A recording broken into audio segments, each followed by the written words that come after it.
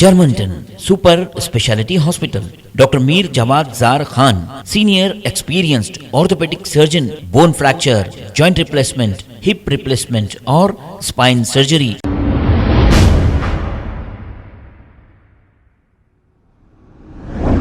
अस्सलाम वालेकुम नाजरीन, 7H न्यूज़ में आपका इस्तकबाल है। Hyderabad city police commissioner CV Anand और दूसरे पुलिस ओहदेदारों ने मिलकर मिलादुन नबी और गणेश फेस्टिवल के मद्देनजर चार मीनार और दूसरे इलाकों का पैदल दौरा किया है। आइए देखते हैं ये रिपोर्ट।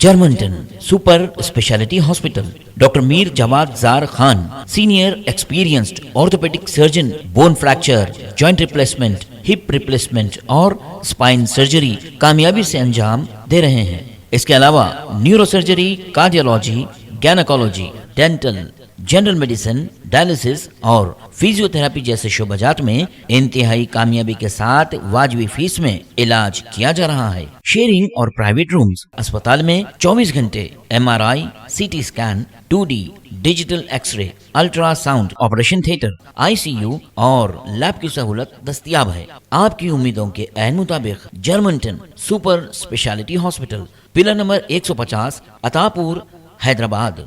खबर है शहर की, खबर है गाँव की, खबर है सारी दुनिया की। 7H न्यूज़ पसंद आए तो लाइक कीजिए, शेयर कीजिए और सब्सक्राइब करना ना भूलें। 7H news.